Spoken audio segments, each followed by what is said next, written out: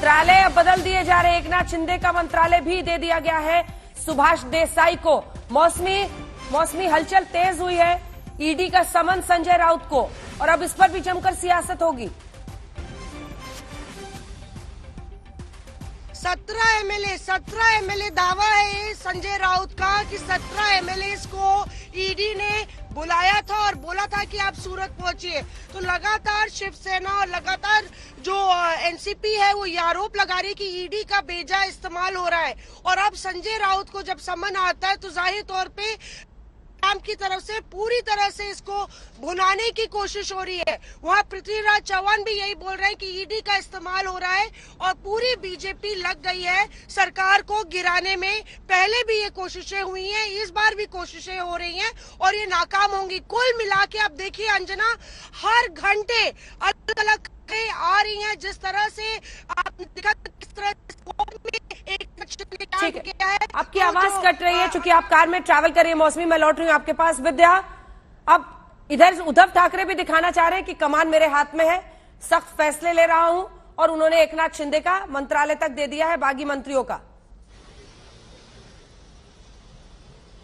जी बिल्कुल, एकनाथ शिंदे का जो मंत्रालय था वो सुभाष देसाई को दिया है। वहीं एक गुलाबराव पाटिल का जो मंत्रालय था उसको दे दिया है अनिल परब को।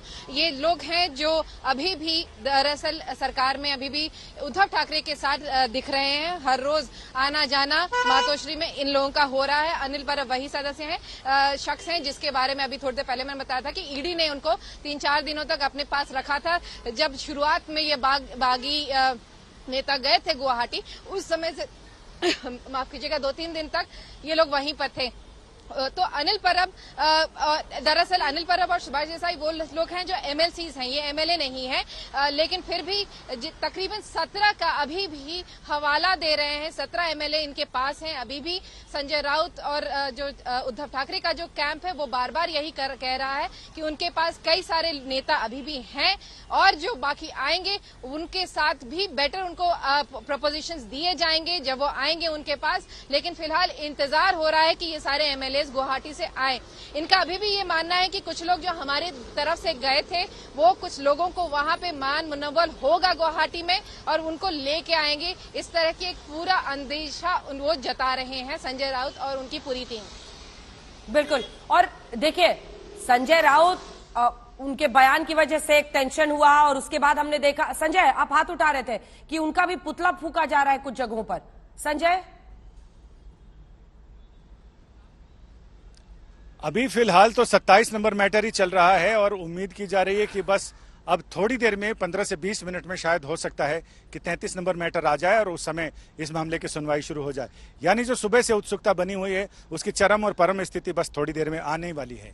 बिल्कुल इंतजार करेंगे। जल्दी से अनुपम के पास एक बार चलते हैं जो गुवाहाटी से इस वक्त हमारे साथ मौजूद है। किस तरह की सुगबुगाहट और तैयारी है सब कुछ सुनने के लिए आज वहां पर? अनुपम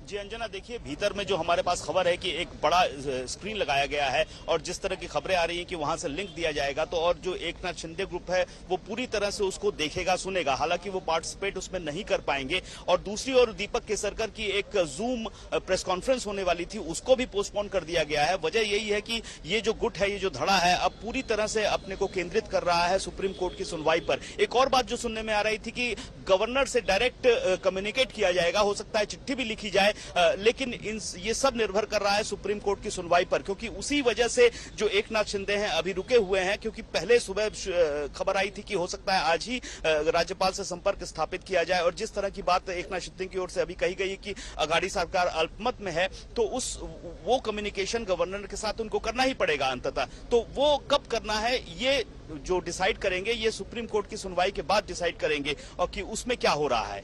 अंजना, बिल्कुल। दूसरी तरफ जो हलचल है इस वक्त मौसमी जमीन घोटाले का मामला, इससे पहले संजय राउत की पत्नी से पूछताछ हुई है, लेकिन फिर संजय राउत से उस वक्त पूछताछ नहीं हुई थी और सियासी ड्रामे के बीच में अब ये समन उन्हें भेजा गया है।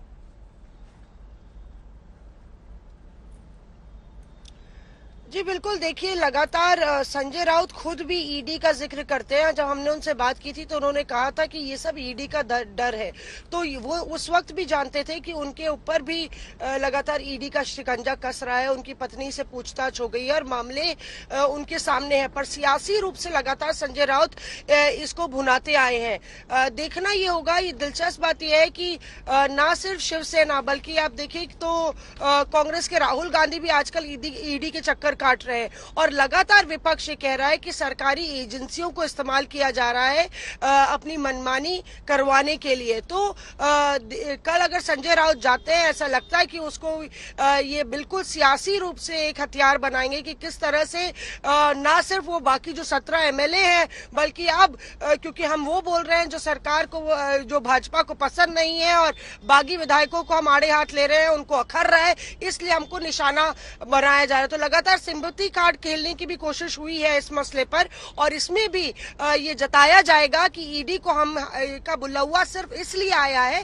क्योंकि हम सियासी रूप से भाजपा की और सियासी रूप से बगावती नेताओं की खिलाफत कर रहे हैं। बिल्कुल, एक बार फिर से रुक करते हैं संजय का। संजय, एक बार फिर से ये समझना चाहेंगे क्योंकि जो ये महाराष्ट्र विकास अघाड़ी अल्पमत में है, ये भी याचिका में बागी विधायकों ने डाल दिया है और ये भी लिख दिया है उन्होंने कि हमने समर्थन वापस ले लिया है। ये सब कुछ किस तरह से इंपैक्ट कर सकता है आज की हियरिंग को?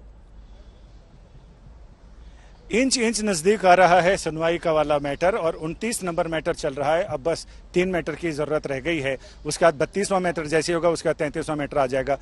जैसा कि आपका ये सवाल है जिसमें कह रहे हैं कि उन्होंने कह दिया सरकार अल्पमत में है, तो ये तो जाहिर है कि सरकार के जो सत्तारूढ़ गठबंधन का जो सबसे बड़ा दल है शिवसेना के 55 में से अगर 39 विधायक उनके साथ हैं, इसके अलावा निर्दलीय विधायक हैं, बाकी सारा इनका ये दावा कर रहे हैं कि इनके पास 51 विधायकों का समर्थन है। हाँ। तो ऐसे में सरकार तो अल्पमत में है।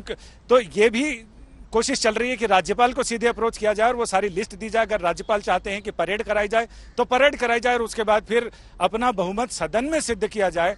लेकिन उसके पहले ये कोर्ट भी आकर इसको भी आजमाना चाहते हैं कि यानी कोर्ट से अगर स्पीकर के नोटिस का को स्टे मिल जाता है तो इनके लिए बहुत बड़ी जीत होगी और नैतिक जीत यहां से शुरू होगी। फिर आगे फिर देखते हैं कि ये कानूनी और जो संवैधानिक दोनों विकल्प हैं, इसको ये आजमाना चाहेंगे और आखिर में चुनाव आयोग तो जाएंगे ही जाएंगे।